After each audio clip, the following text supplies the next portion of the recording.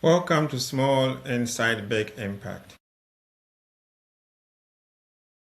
Just imagine you and another person interviewed for the same position and you were offered a role. And now you are expected to lead that very person that competed with you. You have to remember this is not a test of authority, but this is a test of leadership maturity. Today, we will explore how leaders navigate one of the delicate transitions leading a peer who wanted the same seat you now occupy.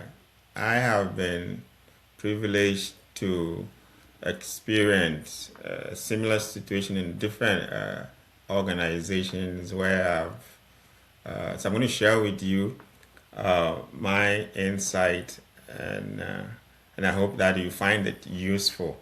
But before that, this particular situation it's very important because there are no written policies or statements, that are there to guide you, but just that people are watching every step that you take, every move that you make, how you speak, how you make decisions, and how you treat one person and the other. So it's sort of how your small behaviors create, lasting impact, be it positive or negative. So I'm going to share with you 4 insights that I have learned, and I hope you find them useful. The first is try and close the competition conversation and open discussions that are more collaborative.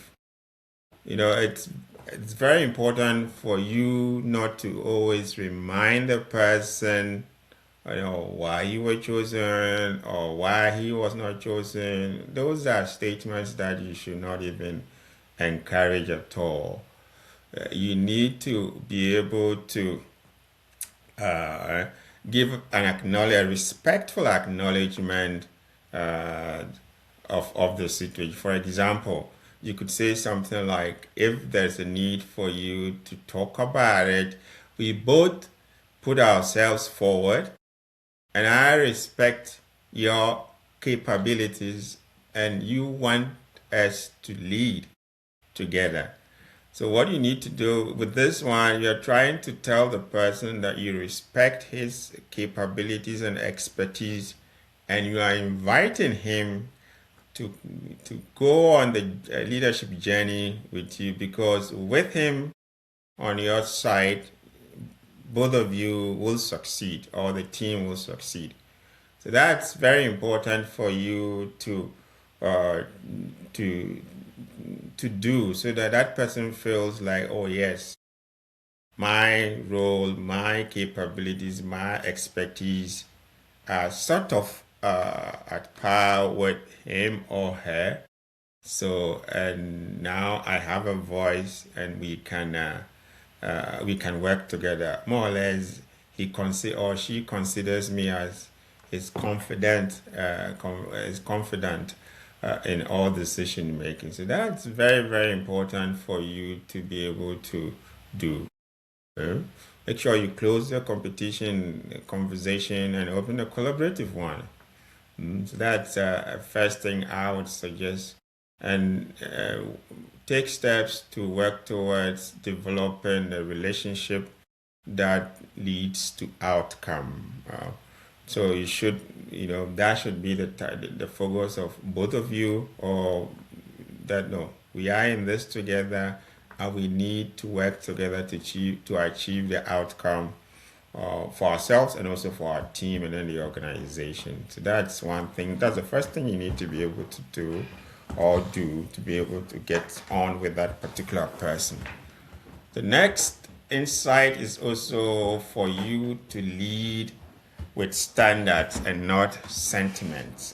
There's a tendency for us to be, in such a situation, to lead with sentiments because we know that that person competed with us, and then but make sure your decisions, your leadership is advised by standards, and then fairness. It's the currency that you use in your leadership style. Avoid trying to create situations where you have two extreme views on issues. And so that's one thing you need to try and find a middle ground for both of you when there are issues that you have to discuss and you have different positions. Uh, Also, be very intentional about how to manage tension or avoid tension between the two of you. So that is something that you need to be able to work on and be aware of what will trigger a tension situation between both of you and not encourage that. It's also very important to take steps to make sure that nobody comes out or comes across as dominant in the decisions or conversations that you have with that person, so that it's like you work together on issues, but there is not that perception that, oh, he or she dominates my position or my view. Clear expectation is one thing that you have to make sure that you don't compromise on. And it's also very important for you to be transparent in your decision making. That's something, because remember, if you are not transparent, then suspicions, perception will then fuel the team, and that will be what will be said or used to judge your leadership skills. So make sure you are transparent in your decision making. You also have to be consistent in terms of how you apply the principle of accountability. Everybody should be treated equally, and avoid treating others differently or promoting favoritism in the team. There's also the issue of predictability and respect. You need to work towards establishing those two um, principles within the team, so that people get to know that their views are respected and actions based on clear goals and objectives. There's also an idea of how predictable situations are. So those are things that you need to look at when you are trying to lead with fairness or standards, and not just by sentiments. Because if you go with sentiments, I bet you wouldn't have a good working relationship with that person. The third insight is also to try and create psychological safety for that person and also for the team. Because one of the biggest mistakes that we make is thinking that authority replaces dialogue.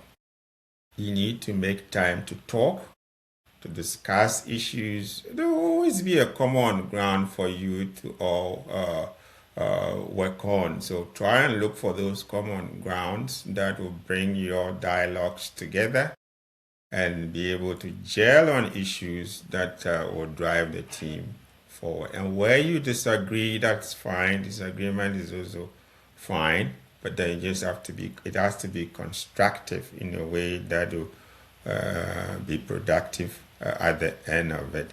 So if you do that, that person will feel somehow safe to come to you or discuss issues with you, knowing very well how you will deal with those issues. So in situations where you have disagreements, you could sort of, be very polite and respectful and say something like, I welcome your professional disagreement when it improves results. That's just an example.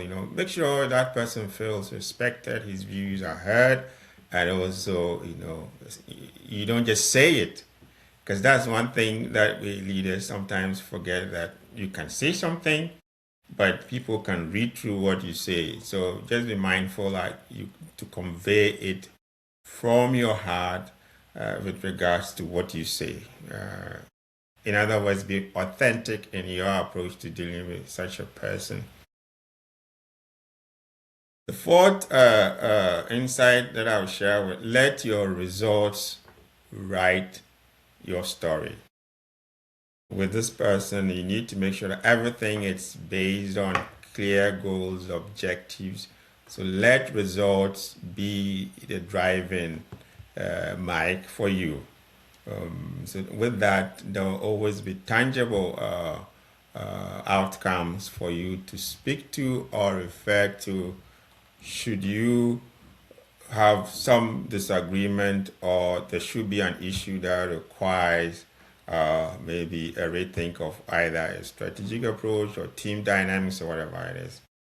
A link to that is documentation of every conversation or everything that you do in the team, not because of him, but to be able to document how progress are going, how the whole team is working towards achieving the goals.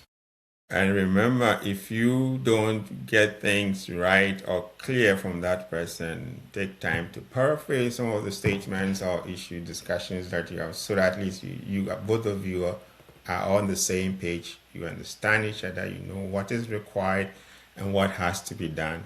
There are clear benchmarks in terms of who does what, when execution has to be done, and how it should be done. So that's those are the four insights that I will share with you. There are a couple of things that I would like to draw your attention to that you have to work towards avoiding.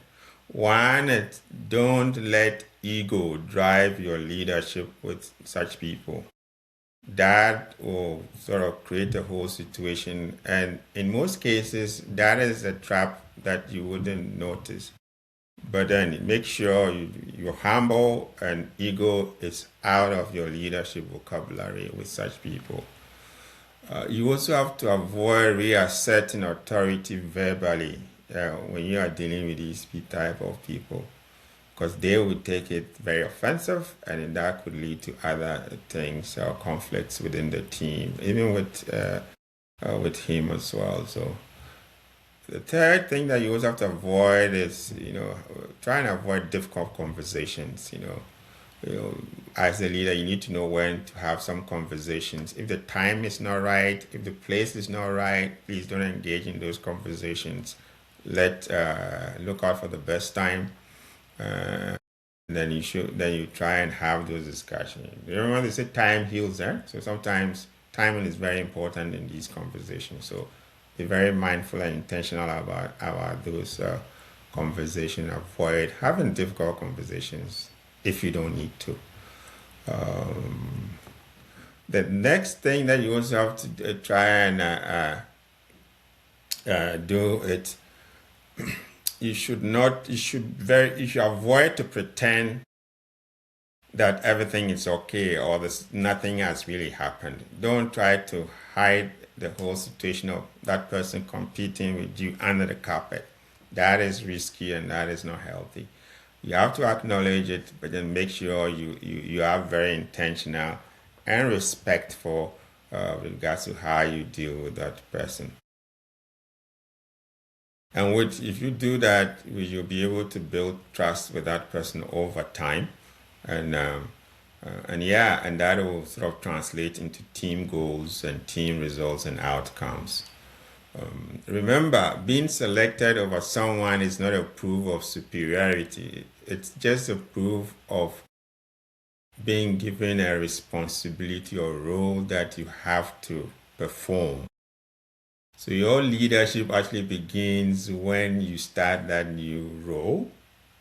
And remember that trust, performance, and culture are shaped by how you lead or handle situations with this person.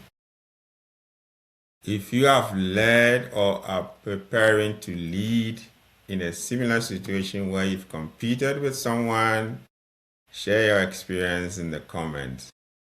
Subscribe to Small Insight, Big Impact for leadership lessons grounded on real life situations.